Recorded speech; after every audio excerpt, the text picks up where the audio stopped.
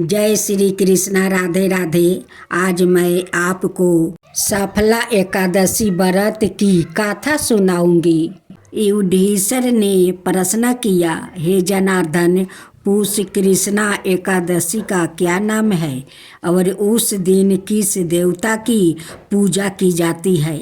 भगवान कहने लगे, हे धर्मराज, मैं तुम्हारे स्नेह के कारण तुमसे कहता हूँ कि एकादशी व्रत के अतिरिक्त मैं अधिक से अधिक दक्षिणा पाने वाले जग से भी प्रसन्न नहीं होता।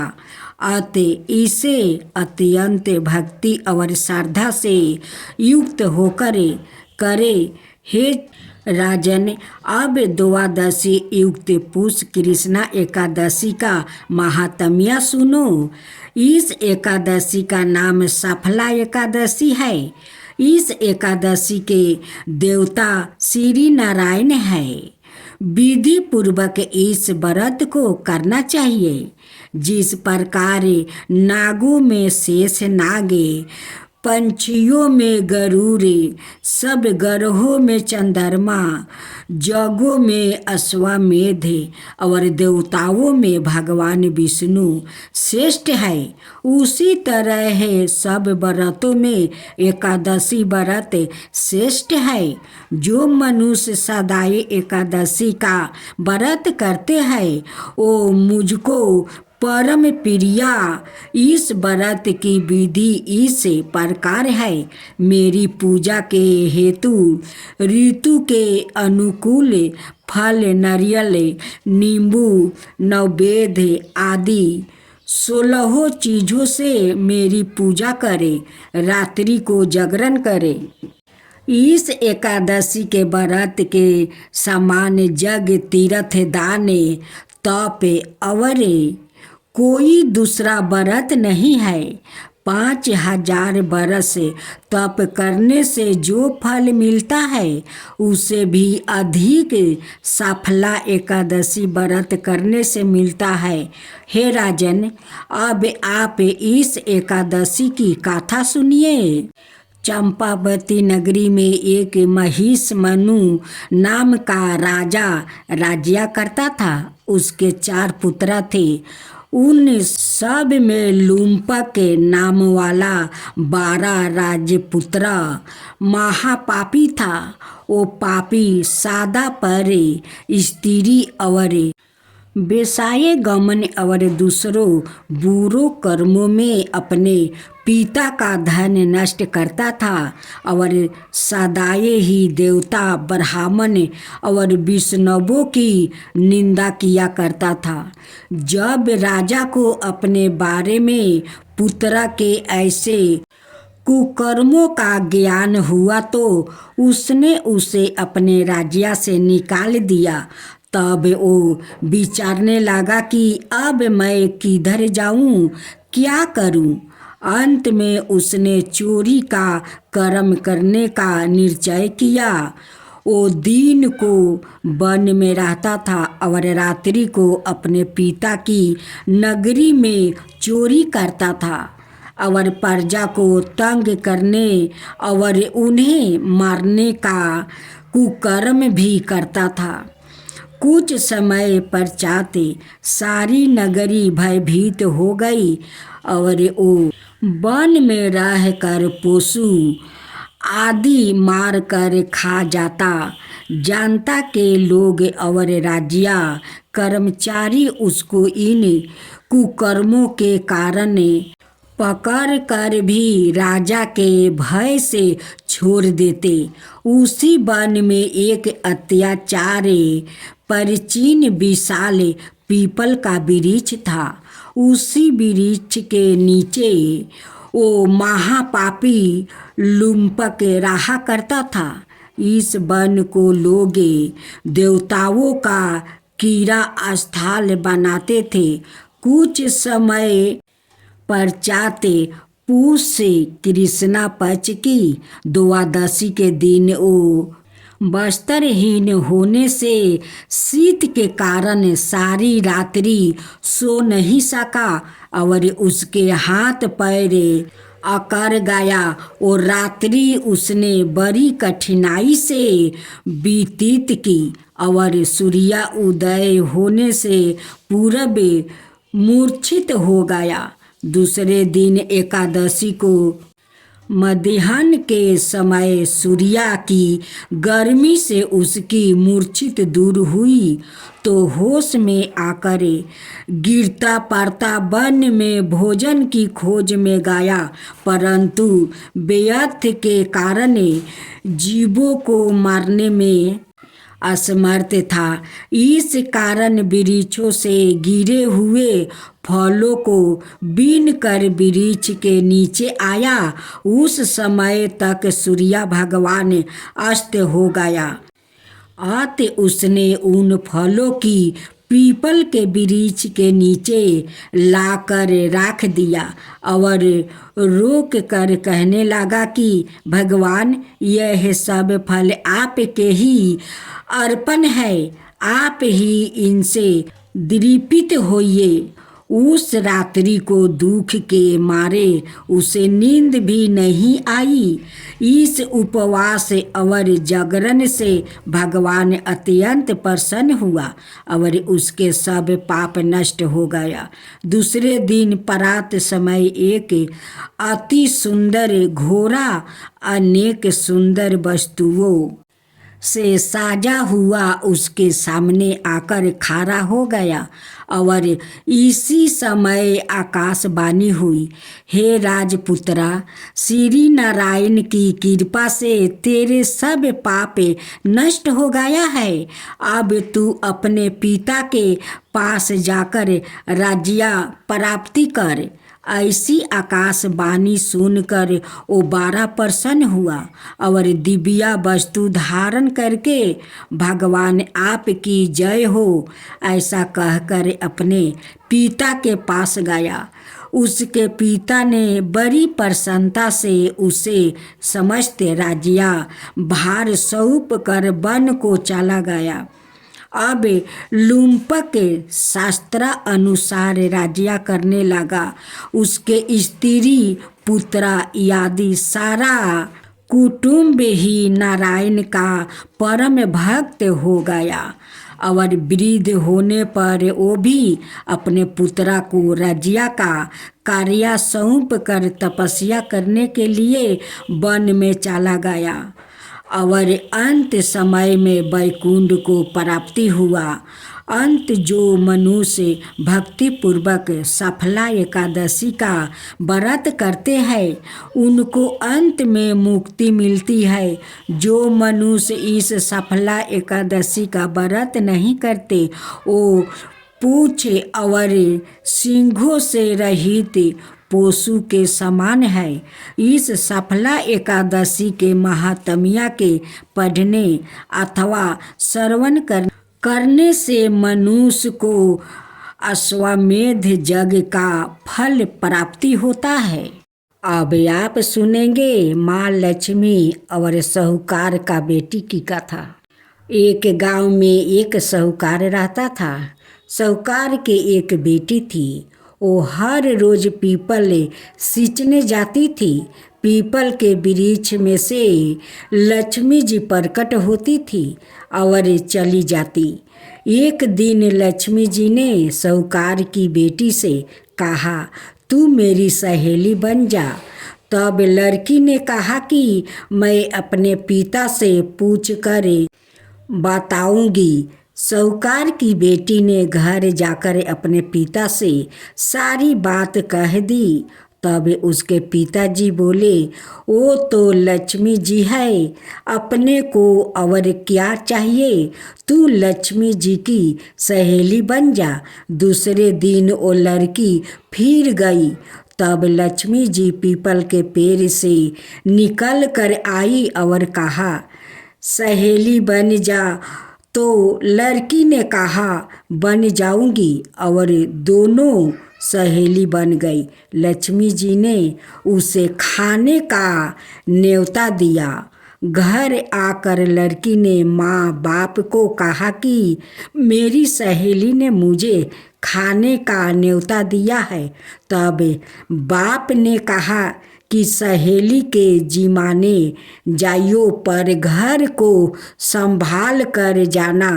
तब वो लक्ष्मी जी के यहाँ जिमाने गई तो लक्ष्मी जी ने उसे साल दुसाला ओढ़ने के लिए दिया, रुपये दिए, सोने की चौकी, सोने की थाली में 36 प्रकार का भोजन परोस कर दिया। भोजन कर जब वो जाने लगी तो लक्ष्मी जी ने पाला पकड़ लिया और कहा कि मैं भी तेरे घर भोजन करने जाऊंगी। तो उसने कहा आ जाइए। वो घर जाकर चुपचाप बैठ गई।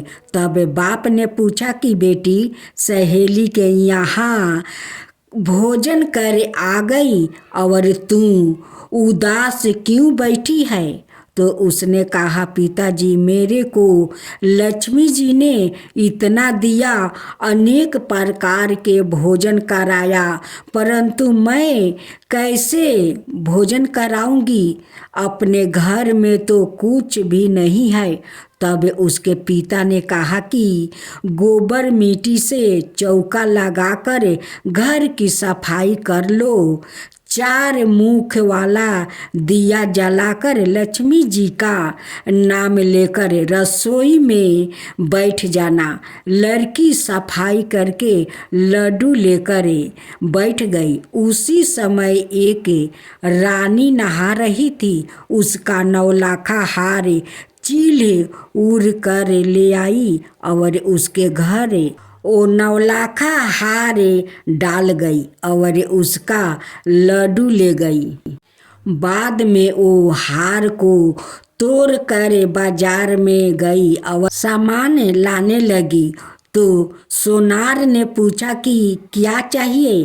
तब उसने कहा कि सोने की चौकी, सोने का थाल, साल दुसाला दे दो, मोहर दे दो और समगरी दे दो।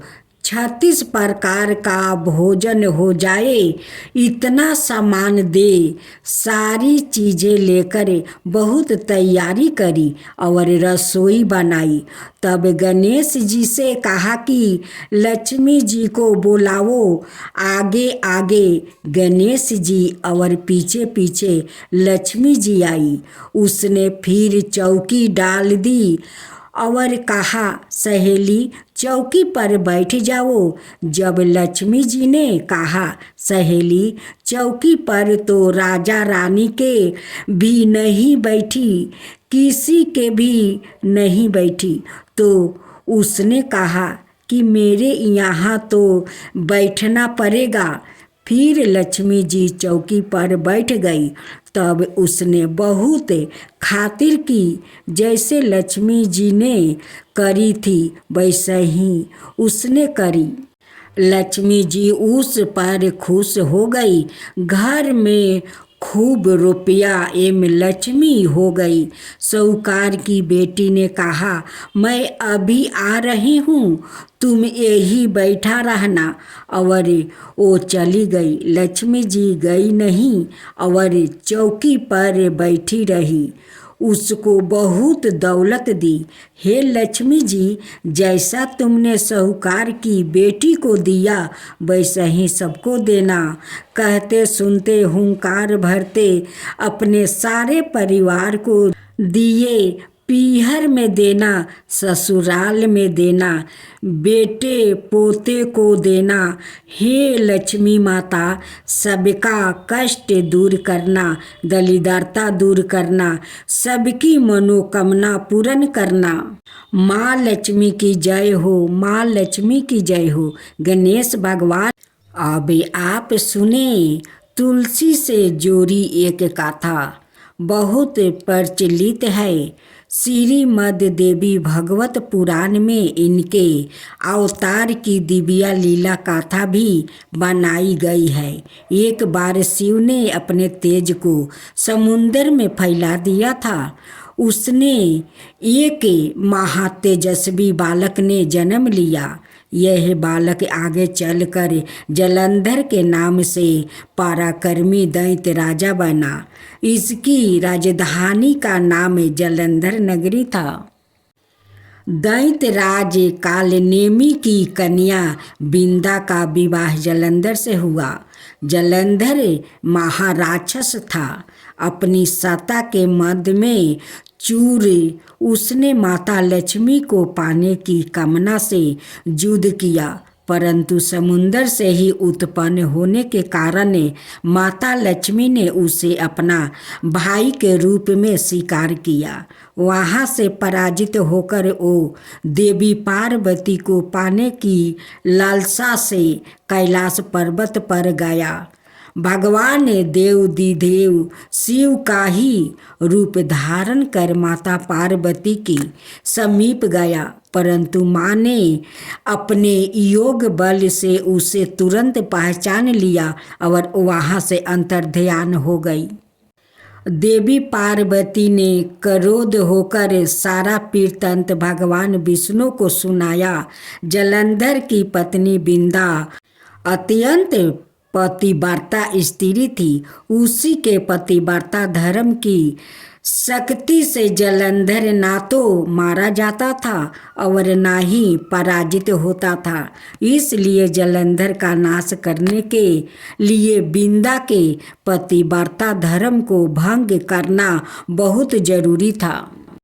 इसी कारण भगवान विष्णु ऋषि का भेष धारण कर वन में जा पहुँचे, जहाँ बिंदा अकेली बर्मन कर रही थी। भगवान के सादा दो मायावीर राक्षस भी थे, जिन्हें देखकर बिंदा भयभीत हो गई। ऋषि ने बिंदा के सामने पल में दोनों को भस्म कर दिया। उनकी शक्ति देखकर बिंदा ने कैलाश पर्वत पर महादेव के साथ युद्ध कर रहे थे अपने पति जलंधर के बारे में पूछा। ऋषि ने अपने माया जाल से दो बानर प्रकट किया। एक बानर के हाथ में जलंधर का सिर था और दूसरे के हाथ में धर। अपने पति की यह दशा देखकर बिंदा मूर्छित होकर गिर पड़ी। होश में आने पर उन्होंने ऋषि रूपी भगवान से विनती की कि वो उसके पति को जीवित करे। भगवान ने अपनी माया से पूर्ण जलंधर का सिर धड़ से जोड़ दिया, परंतु सवाए भी वो उसी शरीर में प्रवेश कर गया। बिंदा को इस छल का जरा आभास ना हुआ। जलंधर बने भगवान के साथ बिंदा पतिव्रता का व्यवहार करने लगी, जिससे उसका पति व्रता भंग हो गया। ऐसा होते ही बिंदा का पति जलंधर युद्ध में हार गया। इस सारी लीला का जब बिंदा को पता चला तो उसने क्रोध होकर भगवान विष्णु को शीला होने का श्राप दे दिया और सवाए सती हो गई। जहाँ बिंदा भस्म हुई वहाँ तुलसी का पौधा उगा। भगवान विष्णु ने बिंदा से कहा, हे बिंदा, तुम अपने सती व्रता के कारण मुझे लक्ष्मी से भी अधिक प्रिया हो गई हो। अब तुम तुलसी के रूप में सदा मेरे साथ रहोगी।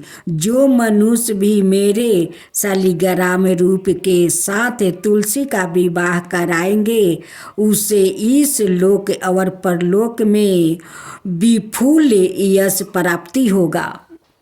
जिस घर में तुलसी होती है वहाँ यम के दूत भी असमय नहीं जा सकते। गंगा और नर्मदा के जल में स्नान और तुलसी का पूजन बराबर माना जाता है।